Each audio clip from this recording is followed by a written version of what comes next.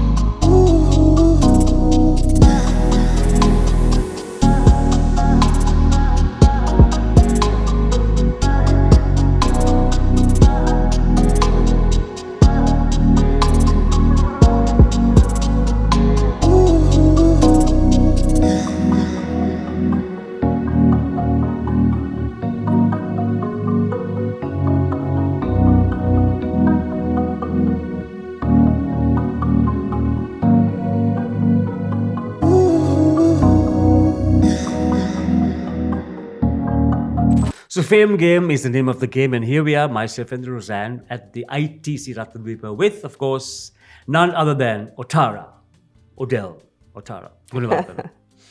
Now it's more than Odel, now it's just Otara, I think. Otara carries a lot of weight now. So welcome to our show, and we are glad to have you even after, we tried to get to you for the a few second months, season. but Ditwa kept her away. no, even before the that doggies, actually. The Yes. poor doggies Relief who were work. affected. So let's start with that itself, the animal rescues. It's been, it's a part of your life right now, right? Saving animals and talking about that. Do you get a lot of backlash?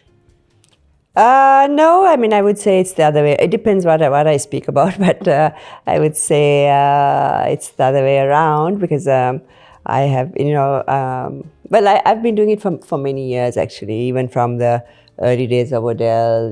I used to do all these campaigns about animal welfare and So we have carried dogs on shows also. different things, and then subsequently it changed to being focused on one thing, which was Embark. Which was in 2007, and then of course it became a big platform that was created about the street dogs and to adopt them and to be kind to them and good to them and live in harmony with them, and it's brought great change, and of course in people as well as of course to many animals. And who found homes. Over, I think, almost 7,000 have found homes, and 7,000. yeah, and thousands have been treated. 7,000 animals or just dogs? Dogs alone. Through Embark, Okay. yeah, and then thousands That's a have lot. received treatment and many things over the years, because I think it's 18, 19 years. So yeah, it's been quite a journey, and of course, after I left Odel, I then wanted to use my platforms and be a voice, for animals, so that we could change things here and understand how there's a lot of cruelty that we can change, towards animals, like caging them, chaining them, different things like that.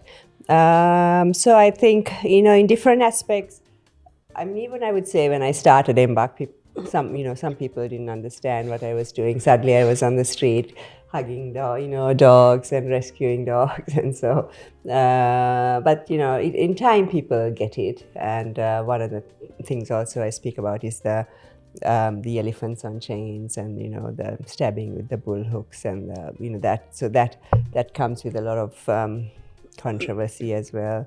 But I just truly believe, and I think we all need to understand that, and each one has to come to that realization on their own, in their own time, in their own level of consciousness, which evolves at different times for different people.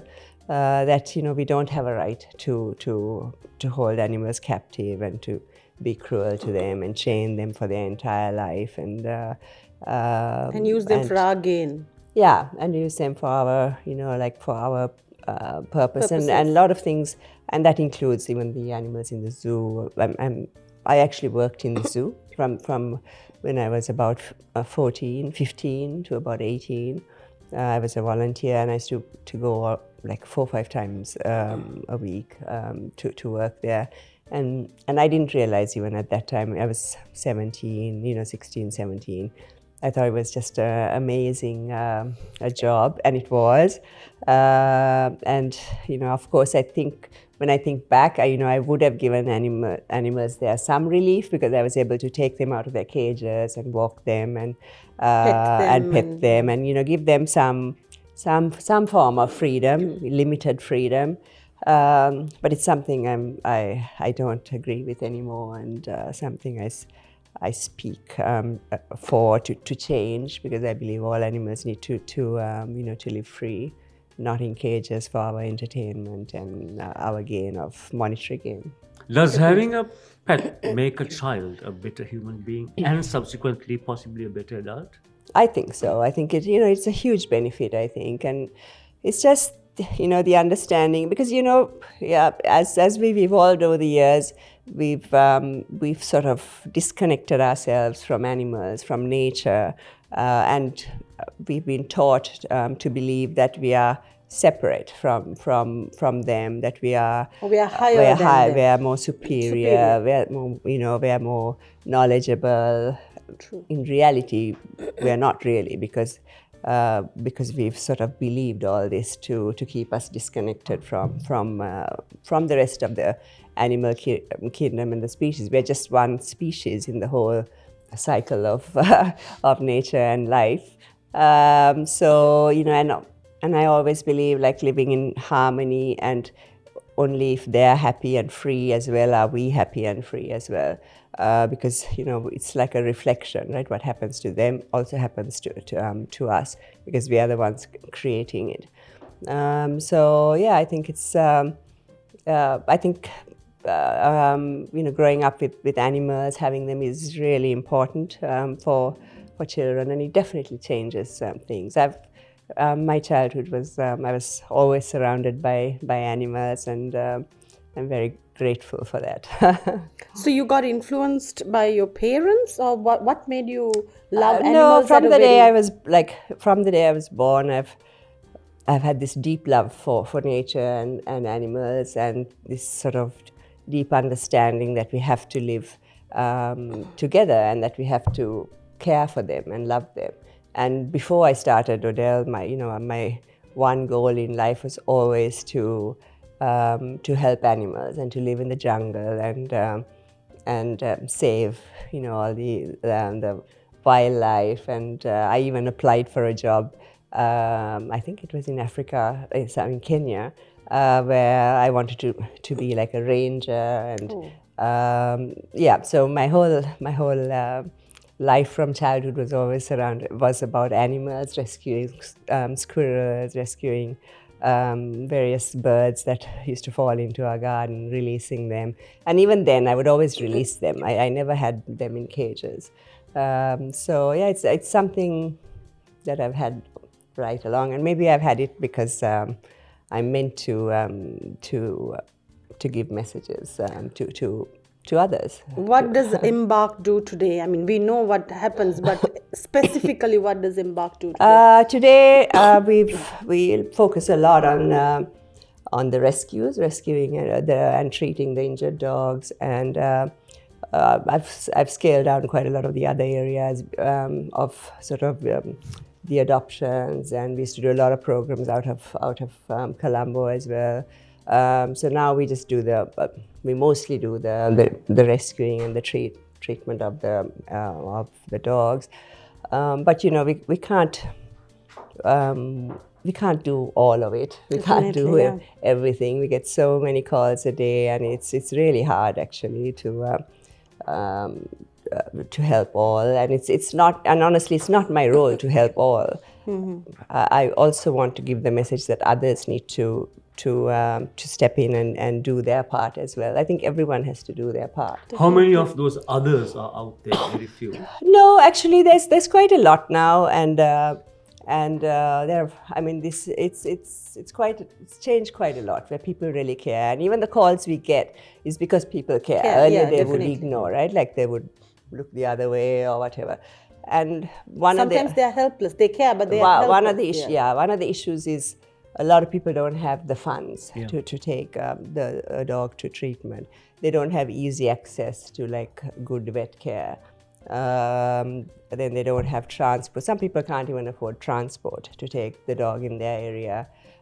Some families, if their pet is sick, they can't afford to treat the dog, and sometimes we step in and help them.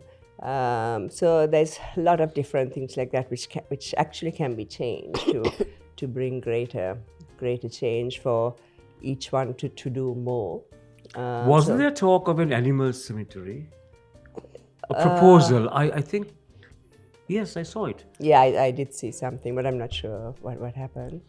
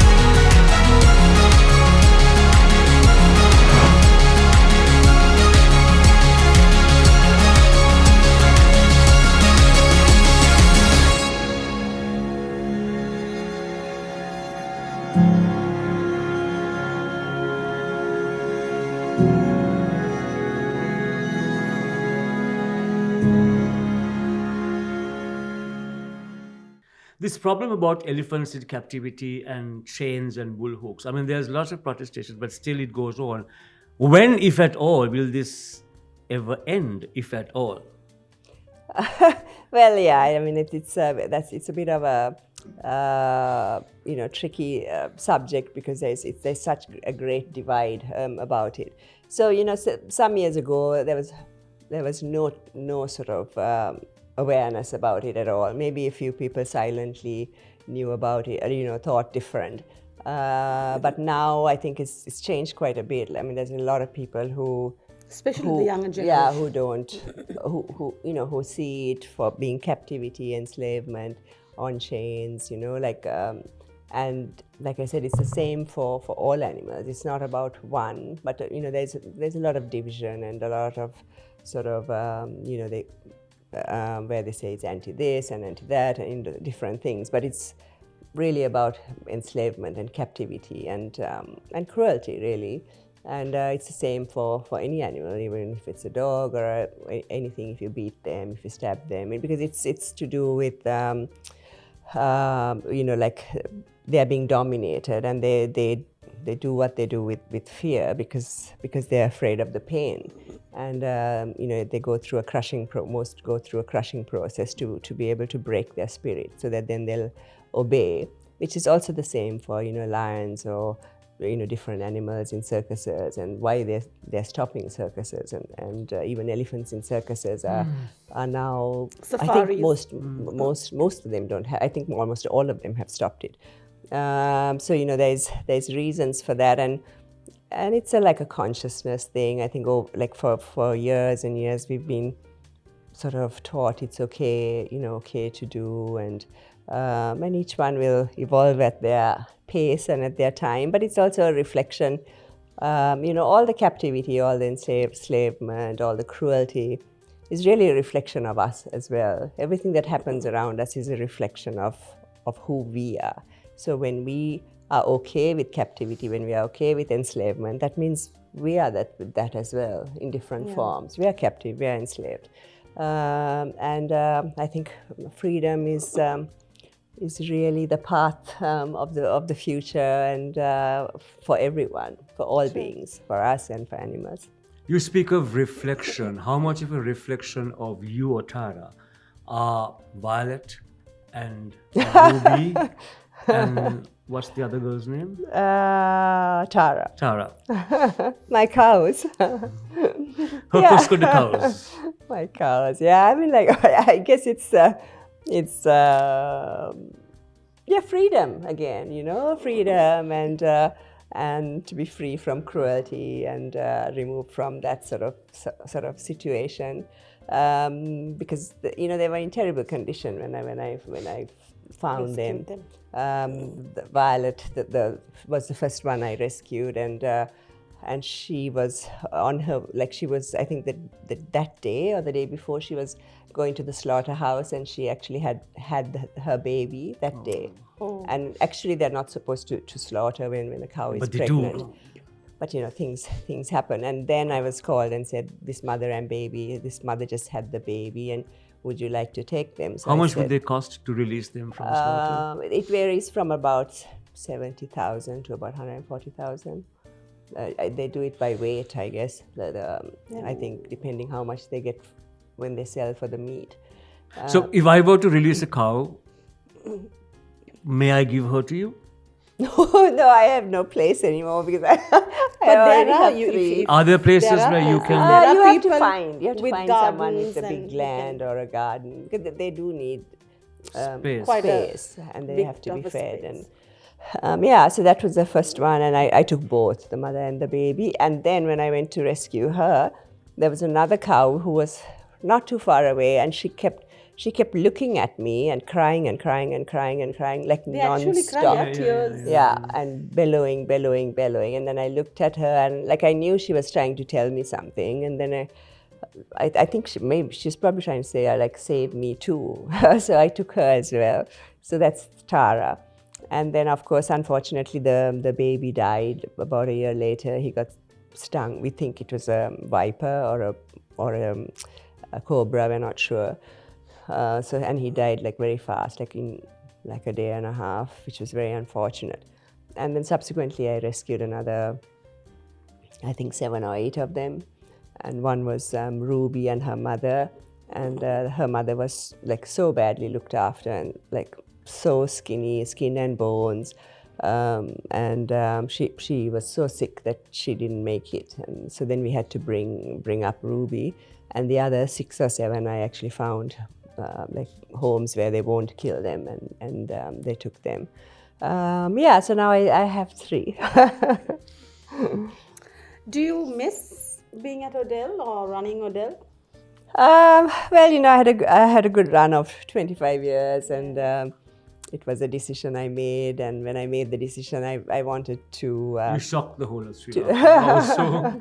Yeah, I wanted to be ready to let go.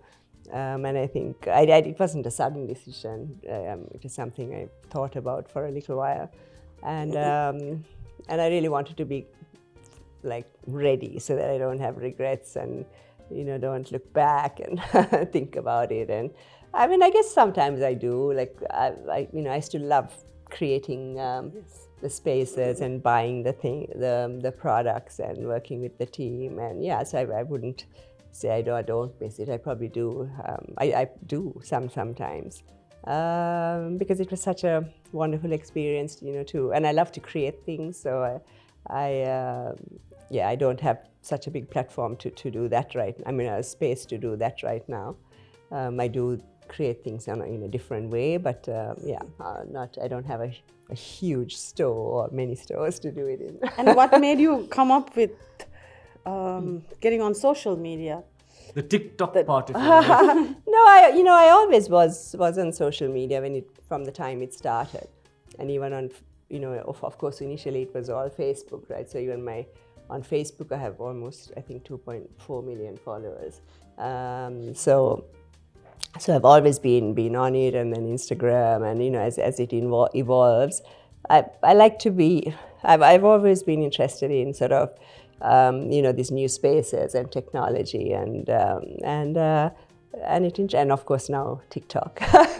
And even though initially I thought, I'm never going to do that, but then I enjoy it, and it's fun, and you have to enjoy it, and you have to evolve.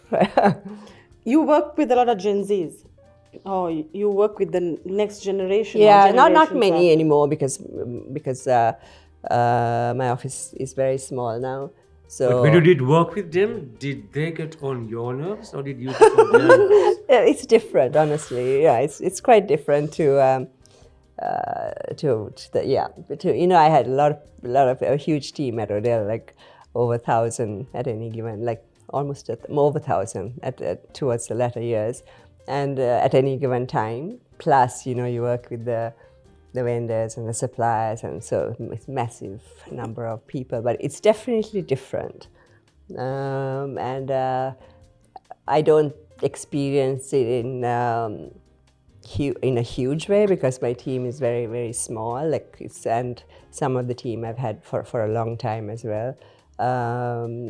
So yeah, but it's a different way of the way they work. Yeah. What does the typical day look like for Otara now? So I still I'm very busy with the Embark stuff, the rescues and doing all that, and then I also do a lot of content creation about different things, messages and about freedom for animals, and different things, and some fun stuff which I love to do, and just some light-hearted, humorous stuff, which I think is really important for everyone. So before I know it, the day is over, and I'm wondering where the day went.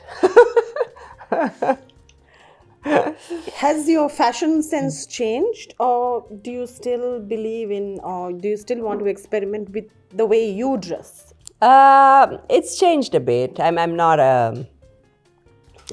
as obviously it was my whole life, right? The way from my entire day was about buying and fashion, and completely focused on that.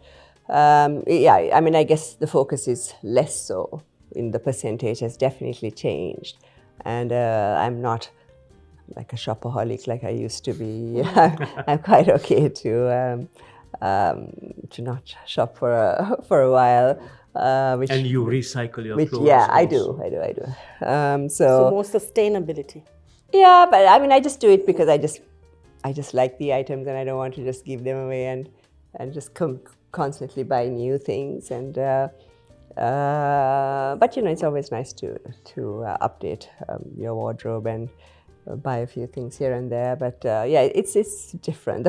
The percentage of focus is definitely changed. Talking of fashion, what did it feel like that day to model in front of Pierre Cardin? The apparel fair at the Lanka atrium lobby. Yeah, I know. I remember that. It was like such a big event, right? Like it was at that time. So You came to Colombo. Modeling. I loved that part of my life as well. So I've done a lot of things. I'm very grateful for all the things I've been able to experience, from the modeling to the period, the several years of being a model and doing shows like that. And then we also traveled. We went to different countries to do fashion shows and different photo shoots, and then of course I was on the other side mostly on the other side of the on the production side during my time at Odel, except for a few photo shoots here and there where I was there. It's a great time, honestly. What might have been your worst experience on the ramp? Every model has something. Yeah, maybe I probably would have slipped or something, but nothing that Nothing major. nothing major. But I'm sure I would have stumbled. Or oh yeah, I remember when I did that for Rohit Bal. I don't know if you remember. It was the showstopper at the end. This was in the latter years. Like I wasn't modeling then. I was at Odel, but they wanted me to do the final outfit.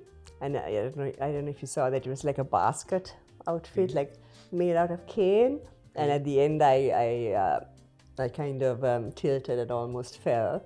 Almost, okay. Almost, not fully, but it was really hard to walk in it. So yeah, but all those things. It's Good quite memories. natural things to happen. So I remember going to Odel and looking at all these brands and thinking, oh wow, like international brands. But now you support a lot of local brands also. Do you think that local brands also have to have that importance?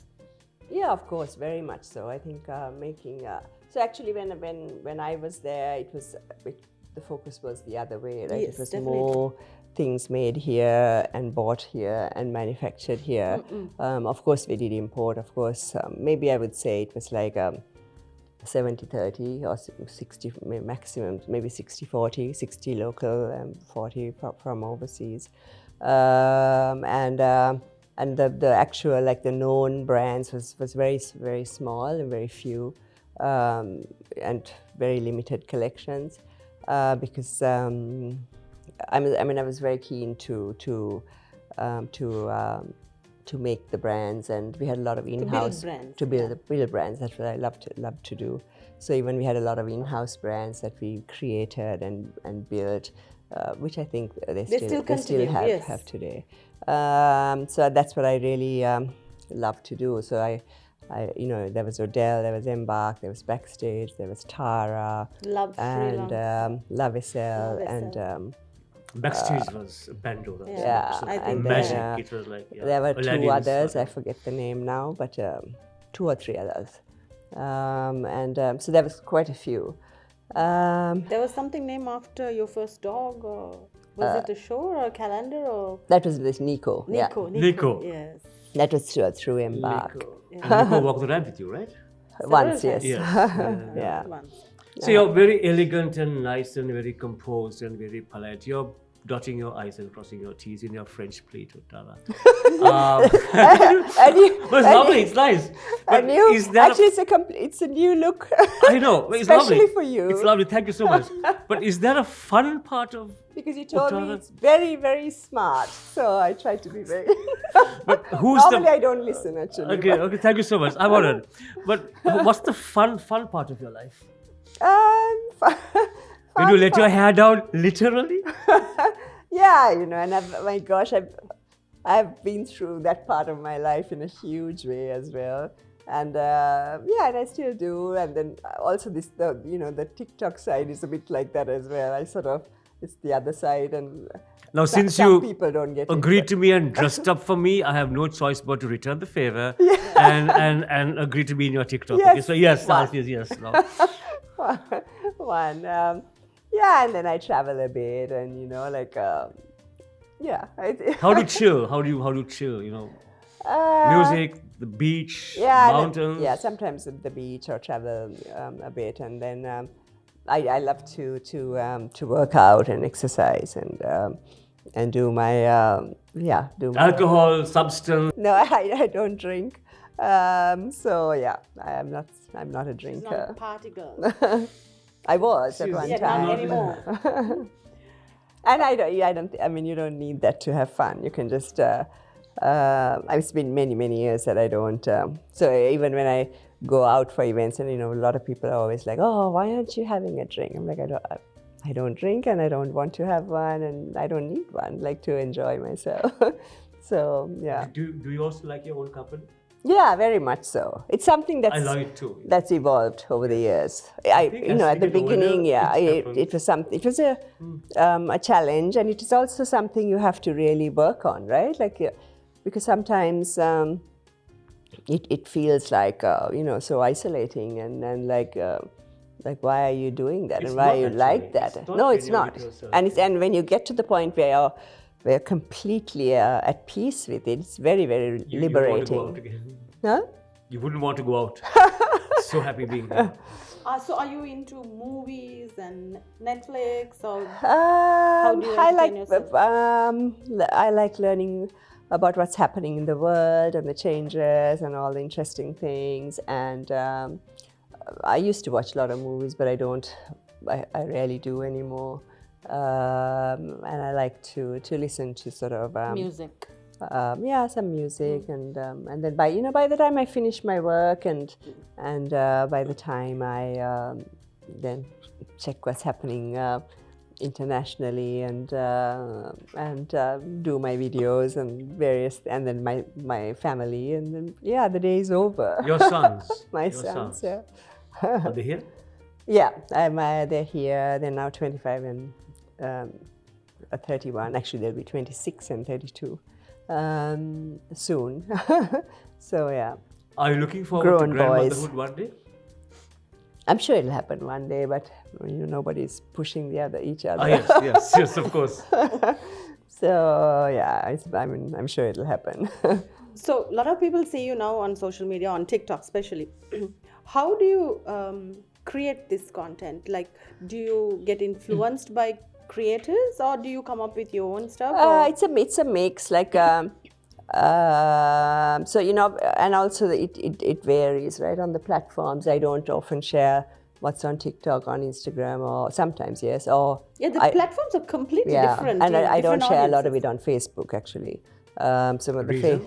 Or reason? It's the audience is different. different. I feel, and like sometimes a lot of the TikTok stuff response is also different. you don't really get it, because some of it is like these trends. And then when you put it on, people don't know why I'm doing that, like Instagram or like Facebook is like, but some of them I do, and then in the midst of it, I also do the videos about the rescues and the work we do, and like my cows, and then other sort of awareness, creating awareness, and then sharing other videos, fun, nice videos. And a lot of it now is about, it's about like just to bring good energy and upliftment and lightness and nice things. So like you believe in good energy? I do, yeah.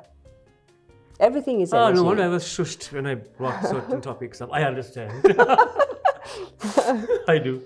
Yeah. So if you have to give any advice to a person who wants to start up their own business, I mean, you also started in a very small way and grew really big.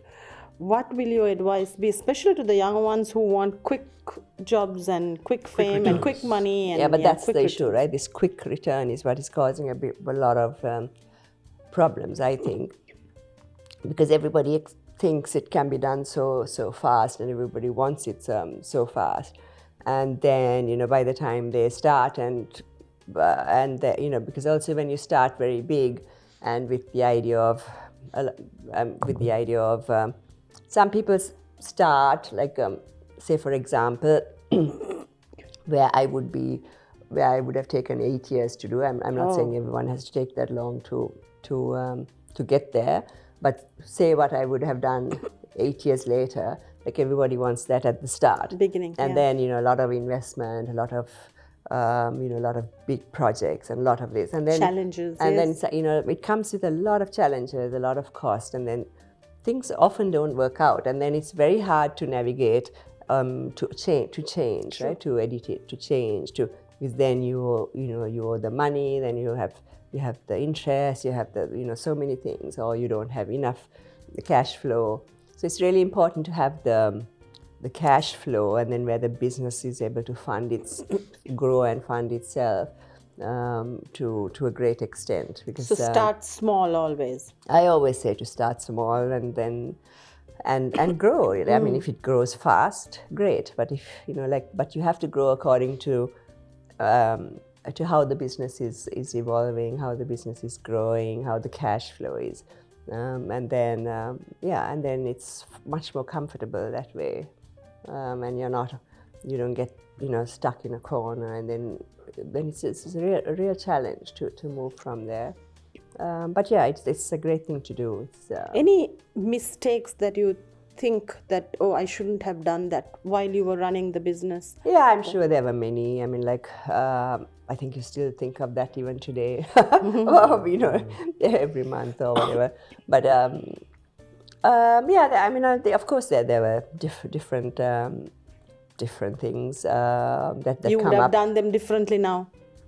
Um, Probably. I mean, of course, if I know things not the way I know things now, No, yes, yeah. I would have done it differently.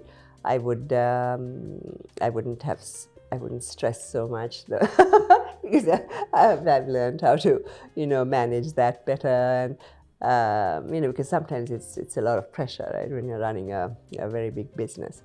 Yeah, I mean, I would, but everything happens the way it's meant to happen, and you can't go back and change it. It's all exactly like it should have been, and it's like exactly like it was meant to be. You were also consul for Sweden in Sri Lanka. Yeah. How long was it, and what was your specific role in that capacity? I was consul for around, I think 5 years, 4 or 5 years, between 4 and 5. So basically, the consul just represents. Because they don't have an embassy here, and you just represent the embassy. It's a consulate. It's a consulate, yeah. And yeah, so you don't really have. So you just coordinate and help with some do visas. We didn't, but Sweden didn't. But we used to do the documentation and then send the documents to Delhi, which was the where the embassy was, and. So, coordination, helping Swedish people who had issues here or who wanted some advice, or that sort of thing, or people who were in trouble here, who had, if something happened, and just like being like a coordinating office, really. So, what would your tag have been? Excellency, honorable? Isn't there a specific? Consul General, I think. I was a consul. Consul General. Okay. I don't know about it. Not Excellency. I'm not sure, actually. Yeah, that's ambassador. Yeah, that's it. You've always, No, I don't think so. It's just a consul. You've always been so fit and always kept good shape. Do you follow a routine or like a diet plan, or No, I don't you maintain? diet. I never have. But I've always been A healthy eater. Yeah, I would say. I don't eat any junk food at all. Like I don't she eat refused from the any tea, of she the refused the cookie, fast Yeah, food. she said no. But I will have one when I leave. if there is any. But So you are very disciplined in that way. somewhat, Small yeah, but portions? not forcibly. Like like if I want to, I don't force it. Like I'm not. No, I won't eat this because this is all I have to eat. Would you binge on a lamprey, for example? Yeah, without the meat, yeah, I would. Ah, But okay. yeah, I mean, I love good food. I dislike unhealthy fast food because I just don't like it. And You love your body and I more than think that. yeah, and I think you have to Vegetarian? yeah, and I think you have to listen to your body and be good to your body, and what you put in is who you are, and what you. But it's nothing I force. It's like I just I don't drink because I don't like it. If I want to have a glass of wine tomorrow, I will. But I don't have the desire.